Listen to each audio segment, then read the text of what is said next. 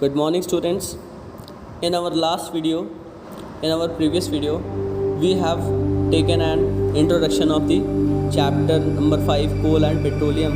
In this part, we'll be covering about the things and properties related to the coals.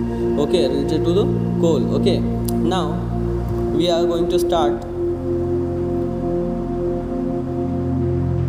Okay, so today we'll be discussing about the coal. What a coal is. ठीक है, coal क्या होता है.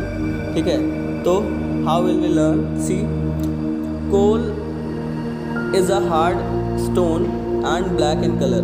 ठीक है, coal क्या होता है? एक पत्थर के जैसी चीज़ होती है. ठीक है, जो बहुत हार्ड होता है. ठीक है ना, और ये कलर भी कैसा होता है? It is black in colour. ठीक है ना.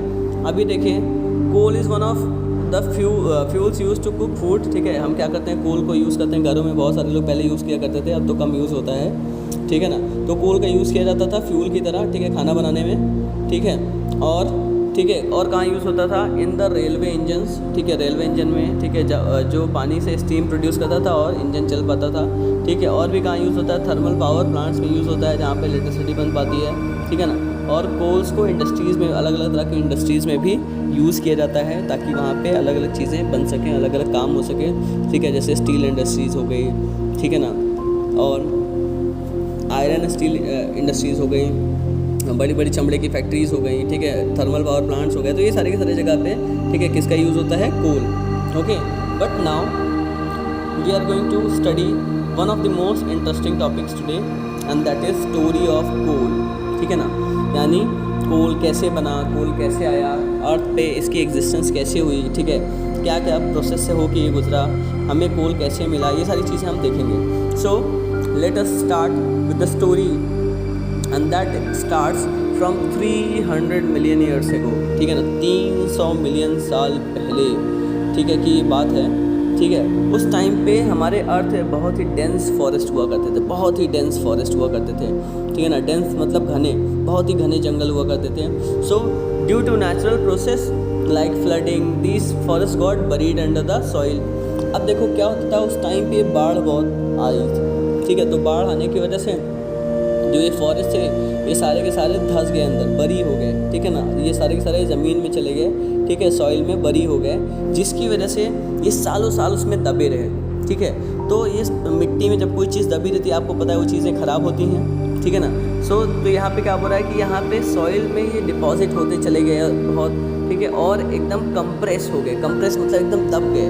ठीक है, दब जाने की वजह से, ठीक है ना, और ये जब बहुत नीचे चले गए, बहुत ही नीचे जाने पे इनका टेम्परेचर धीरे धीरे बढ़ जाता है. जैसे आप जानते हैं, अर्थ के 3 लेयर्स होते हैं. ठीक है, अर्थ के हमारे 3 लेयर है, क्रस्ट, मेंटल, कोर. ठीक है ना, और कोर भी 2 होते हैं, एक आउटर कोर होता है और एक इनर कोर होता है. ठीक है ना, तो आपको पता है कि कोर एकदम हॉट बर्निंग है, बहुत ही गर्म है. ठीक है ना, कोर एकदम जो कोर हमारा है वो बहुत ही ज़्यादा गर्म है. ठीक है ना, तो इसमें क्या चीज़ बताया जा रहा है कि जैसे जैसे वो जो चीज़ें, जो पेड़ दब गए थे मिट्टी के नीचे, वो जैसे जैसे नीचे दबते चले गए, वैसे वैसे, ठीक है, उनका टेम्परेचर और बढ़ता चला गया. क्योंकि हम जानते हैं, ठीक है, जैसे जैसे मिट्टी में या ज़मीन के नीचे हम जाते हैं, तो प्रेशर क्या होता है? वो हाई हो जाता है. ठीक है, प्रेशर बढ़ जाता है और टेम्परेचर भी बढ़ जाता है. ठीक है, प्रेशर और टेम्परेचर ज़्यादा होने की वजह से जो भी डेड प्लांट्स थे, they slowly got converted into coal. ठीक है, वो धीरे धीरे एकदम कई लाख सालों में किस में बदल गए? वो कोल में कन्वर्ट हो गए. ठीक है, तो ये कहानी कैसी लगी आपको? आप मुझे कमेंट सेक्शन बताइएगा. Okay, now see, a coal contains mainly carbon. Okay, and the slow process conversion of dead vegetation into coal is called carbonisation. देखो असल में क्या यहाँ पे एक टॉपिक आपको बताया जा रहा है, एक चीज़ बताई जा रही है क्या, कि जो कोल होता है उसमें मोस्टली पार्ट, ज़्यादातर हिस्सा क्या होता है? It is carbon. ठीक है ना, इसको हम क्या बोलेंगे? कार्बन. ज़्यादातर पार्ट जो हमारे बॉडी का, या जो भी प्लांट्स होते हैं, जो लिविंग ऑर्गेनिजम्स होते हैं, ज़्यादातर उनका पोर्शन बॉडी का क्या होता है? It is carbon. ठीक है ना. तो अब कार्बन में क्या होता है, जब भी, ठीक है, किसी डेड वेजिटेशन मतलब मरी हुई, ठीक है, प्लांट्स या पौधे, ऐसे कोई भी चीज़ हो, ठीक है, ये अगर मर जाए का मतलब क्या? ये सूख जाएँ, ऐसा कुछ हो जाए इनके साथ, ये ज़मीन में दब जाएँ. ठीक है ना, तो वो धीरे धीरे अगर इनका स्लो कन्वर्जन होता है, ठीक है, प्रोसेस होता है, ठीक है ना, कि वो कोल बने, ठीक है ना, तो हम क्या बोलेंगे, इट इज़ कॉल्ड कार्बनाइजेशन। तो अगर आपसे कोई क्वेश्चन पूछे कि व्हाट इज़ कार्बनाइजेशन, तो आप क्या बोलेंगे, coal contains mainly carbon and the slow process of conversion of dead vegetation into coal is called carbonization, ठीक है ना, this you have to remember, okay। Now since it was found from the remains of vegetation, the coal is also called a fossil fuel, ठीक है। पिछली video में हमने देखा था कि फॉसिल फ्यूल क्या होता है, तो अभी यहाँ पे रीज़न बताया जा रहा है कि कोल को हम फॉसिल फ्यूल क्यों कहते हैं, ठीक है ना। तो देखिए कोल को हम फॉसिल फ्यूल इसलिए कहते हैं क्योंकि देखिए हमने कहा कि कोई भी चीज़ जो हमें रिमेन से मिलती है, यानी बची कुची चीज़ें जैसे हड्डियाँ हो गई, ठीक है, या फिर जानवर या इंसान, ठीक है, या फिर कोई भी प्लांट्स, ठीक है, इनके मर जाने के बाद, ठीक है ना, तो इनका जो रिमेन्स बचता है, ठीक है, इनकी जो डेड बॉडी बचती है, ठीक है ना, तो अगर उनसे हमें कोई चीज़ मिलती है उसे हम फॉसिल फ्यूल कहते हैं। तो वैसे ही कोल भी हमें क्या किससे मिलता है, from the dead remains of the vegetation, that is forest and plants, so that is why we call it a fossil fuel, ठीक है ना। अब देखिए कोल कैसे निकालते हैं, तो कोल को निकालते हैं माइंस से, ठीक है ना। माइंस आप जानते हैं, माइंस होते हैं खदान, ठीक है, वहाँ से ज़मीन को खोद के उसमें से जो भी कोयला रहता है, जो भी कोल रहता है, उससे हम निकाल लेते हैं, ठीक है ना। So this was all about the story of the coal. Now we are going to see a picture of a coal mine, ठीक है। आप देख सकते हैं ये कोल माइन का एक पिक्चर है, ठीक है ना। देखिए आपको यहाँ पे दिखाई दे रहा है कि कैसे एक मशीन से इसकी क्या हो रही है, खुदाई चल रही है, ठीक है ना।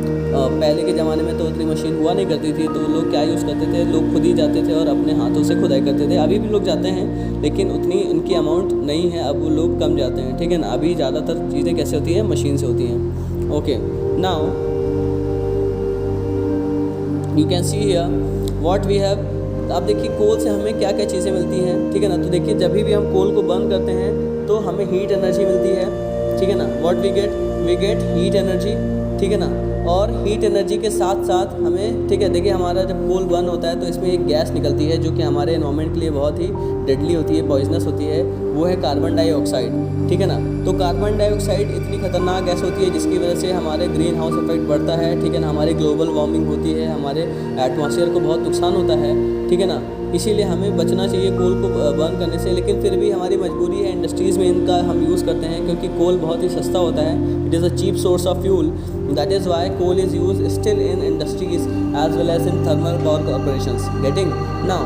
अब कोल से हमें क्या क्या चीज़ें मिलती हैं, कोल को प्रोसेस करने के बाद इंडस्ट्री में हमें कौन कौन सी चीज़ें मिलती हैं, तो you can see here we get coke, coal tar and coal gas, ठीक है। ये बहुत इंपॉर्टेंट चीज़ें हैं जो हमें कोल से मिलती हैं, इनसे अलग अलग चीज़ें बनाई जाती हैं, ठीक है, जो हमारे काम की होती हैं। सबसे पहले हम एक एक करके इनको डिस्कस कर लेते हैं। तो पहला चीज़ हमारे पास क्या है, कोक है, ठीक है ना। तो it is a tough porous and black substance, ठीक है। जो कोक है वो कैसा होता है, ये टफ होता है, ठीक है ना, और पोरस होता है। पोरस का मतलब इससे छोटे छोटे छेद होते हैं, पोरस होता है, और ब्लैक सब्सटेंस होता है ये, ठीक है ना। It is almost pure form of carbon, ठीक है ना। ये कार्बन का ऑलमोस्ट प्योर फॉर्म होता है, ठीक है ना। And it is use in the manufacturing of steel, ठीक है। स्टील देखिए जो बनता है, असल में जो स्टील बनता है वो आयरन से बनता है, वो लोहे से बनता है। तो जब आयरन में हम कार्बन का कंटेंट बढ़ा देते हैं, ठीक है ना, तो वो अब जो नया चीज़ हमें मिलता है उसे हम क्या बोलते हैं, स्टील, ठीक है। स्टील की खासियत ये होती है कि इसमें कोरोजन नहीं लगता है, इसमें जंग नहीं लगती है। आपने देखा होगा घर में अगर आपके कोई लोहे की चीज़ हो तो उसमें जंग लग जाती है, ठीक है ना, उसमें कोरोजन हो जाता है, ठीक है। लेकिन कोरोजन को रोकने का तरीका क्या निकाला गया है, हम उसमें क्या मिला देते हैं, हम आयरन में, ठीक है, हम आयरन में वी ऐड कोक, ठीक है, हम कोक मिला देते हैं, ठीक है ना। तो कोक को मिलाने की वजह से, ठीक है, वो एक नए उसमें कन्वर्ट हो जाता है, ठीक है, और एक नया सब्सटेंस मिलता है जो हम बोलते हैं इसको स्टील, ठीक है। और उसमें क्या होता है, उसमें कभी भी जंग नहीं लगती है, okay. And it is also use in the extraction of many metals, ठीक है। बहुत सारे अलग अलग मेटल को एक्सट्रैक्ट करने के लिए भी हम किसका यूज़ करते हैं, we use coke, getting now our next product is that we get from the coal is coal tar। देखिए कोल टार की आपको यहाँ पे पिक दिख रही है, यू कैन सी हियर, ठीक है ना। तो देखिए कोल टार की क्या खासियत होती है, इसको हम लोग डिस्कस कर लेते हैं। It is black thick liquid. देखो कोक जो था वो पोरस ब्लैक सब्सटेंस था, लेकिन ठीक है वो क्या था, वो दैट वाज सॉलिड। लेकिन जो कोल टार है, ठीक है, ये क्या है, it is liquid, black thick liquid, ठीक है ना। और इसकी स्मेल कैसी होती है, बहुत ही अनप्लीजेंट, ठीक है, जैसे बदबू दे रहा हो वैसा होता है, हमें पसंद नहीं आता, ठीक है, हम लोग को ये इसकी स्मेल अच्छी नहीं लगती है, that is why we call it unpleasant smell. Okay, now it is a mixture of about 200 substances, ठीक है। देखिए सिर्फ एक कोल टार में, ठीक है ना, लगभग एक कोल टार में आपको लगभग 200 के आसपास 200, ठीक है, तरह के सब्सटेंस, 200 तरह के अलग अलग सब्सटेंसेस आपको मिलेंगे। ओके, और इन्हीं अलग अलग सब्सटेंसेस से अलग अलग प्रोडक्ट्स बनाए जाते हैं, ठीक है ना, अलग अलग इनका इंडस्ट्रीज़ में यूज़ होता है, ठीक है। बहुत सारी सिंथेटिक डाइज, ड्रग्स, ठीक है, ड्रग्स मतलब दवाइयाँ, एक्सप्लोजिव्स, ठीक है, एक्सप्लोजिव हमारे आर्मी काम आती है, ठीक है ना, परफ्यूम्स, प्लास्टिक, पेंट्स, ठीक है, फोटोग्राफिक मटेरियल्स, रूफिंग मटेरियल्स, ठीक है ना, तो ये सारी चीज़ें इनसे बनाई जाती हैं। ओके, नाउ एक चीज़ और ध्यान दीजिए, आपके घर में नैप्थलीन बॉल्स का यूज़ किया जाता है, नैप्थलीन बॉल, तो जिससे क्या होता है, कीड़े वगैरह को भगाने के लिए नैप्थलीन बॉल का यूज़ करते हैं, तो वो भी हमें कहाँ से मिलता है, that also we get from the coal tar. Naphthalene balls भी हमें कहाँ से मिलती हैं, कोल टार, और इसका बहुत ज़्यादा इस्तेमाल होता है हमारे घरों में कीड़ों को भगाने के लिए, टू रिपेल द मॉथ, ठीक है ना। Okay, next very important product of the coal is that we get from coal is coal gas, ठीक है ना। तो जो कोल गैस है that we obtain from the coal and it is obtain by the processing of coal to get coke, यानी जब कोल से Coke मिल रहा होता है उस टाइम के प्रोसेस में जो गैस निकलती है, ठीक है ना, हम क्या करते हैं, उसको बोलते हैं कोल गैस। अब देखिए यहाँ पे ध्यान से एक नोट जैसा लिखा हुआ है कुछ, ठीक है, इसमें क्या बोला जा रहा है, Coke gas was use for street lighting for the first time in London in 1810। देखिए इसका एक बहुत अच्छा इस्तेमाल किया गया था लंदन में 1810 में, ठीक है ना, इसकी वजह से, ठीक है, कि इसका यूज़ करके लोगों ने क्या जलाया था, स्ट्रीट लाइट यानी जो रोड के किनारे लाइट लगी होती हैं, ठीक है, रोड के किनारे जो लाइट लगी होती हैं, लोग इसका यूज़ करते हैं, इसको जलाते हैं ताकि रात में जो लोग आ जा रहे हैं उनको कोई प्रॉब्लम ना हो, ठीक है ना। और 1820 में न्यूयॉर्क में भी इसी तरह से स्ट्रीट लाइट्स जलाई गई थी।